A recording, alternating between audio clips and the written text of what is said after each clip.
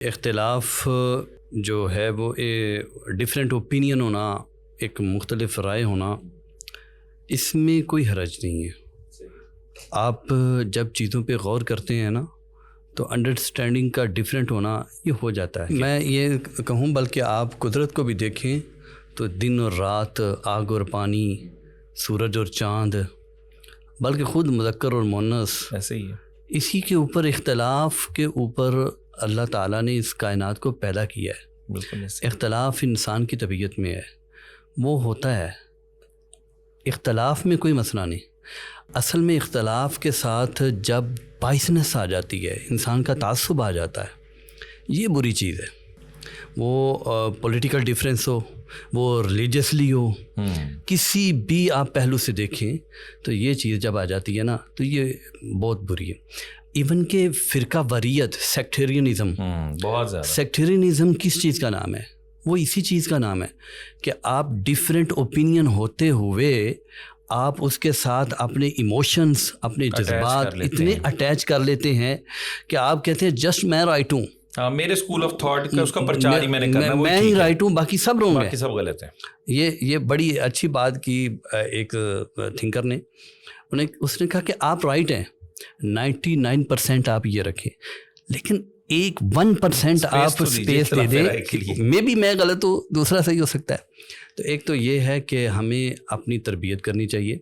تو اختلاف کا ہو جانا یہ بری بات نہیں، بلکہ اختلاف اس وجہ سے بھی فتنہ بنا ہوا ہے، ایک کہہ لیں کہ بہانہ بنایا ہوا ہے کہ ہمارے ایک لبرل ایک تھنکنگ رکھنے والے لوگوں نے، جو اسلام کا نفاذ نہیں ہونے دیتے، وہ کہتے ہیں کہ یہ جی مسلمان جو ہیں وہ ڈیفرنٹ اسکول آف تھاٹس ہیں، وہ آپس میں ایک دوسرے کو، ان کے اندر کوئی ٹالرنس نہیں ہے، ایک دوسرے کو برداشت نہیں کرتے، اور قتل و غارت، مرڈرنگ، کلنگ کس پہ آ جاتے ہیں، اور اس وجہ سے ہم اسلام نافذ نہیں کرتے۔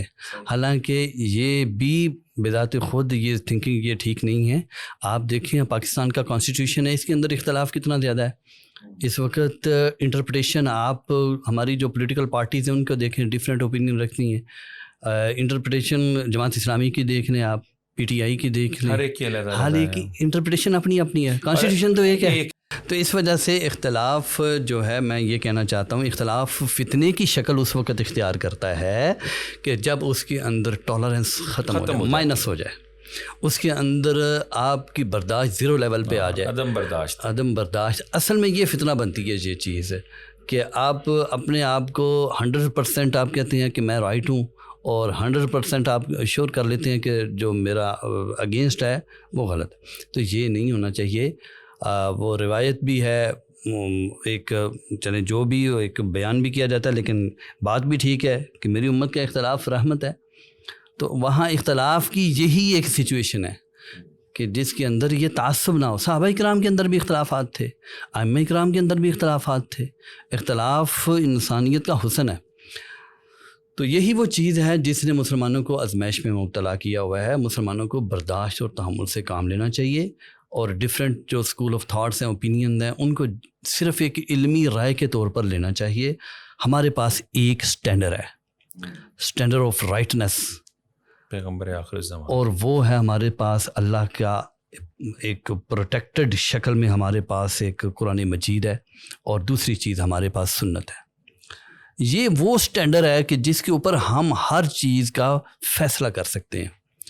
کوئی تھیری، کوئی اوپینین، کوئی بھی ہمارے سامنے آئے، ہم ان دو کے اوپر پیش کریں، اور اگر ان سے تائید ہو جاتی ہے تو ہم اسے ایکسیپٹ کریں، اگر نہیں ہوتی تو پھر ہم اسے عزت و احترام کے ساتھ ریجیکٹ کر دیں۔ یہ وہ چیز ہے جس سے ہمارا اختلاف ختم ہو سکتا ہے۔ اس کو آپ کو ایکسیپٹ کرنا پڑے گا۔ بینگ اے مسلم، یہی وہ فائنل اتھارٹی ہے جس کے اوپر آپ اپنے اختلافات ختم کر سکتے ہیں۔ مسلمانوں کا جو کولیکٹیو کانشیس ہے، جو اجتماعی شعور ہے، آج اس سطح پہ پہنچ جائے تو بہت بہتر ہے، نہیں تو پھر دوسری تیسری نسل، آنے والی نسلیں بہرحال اس سطح پہ پہنچیں گی۔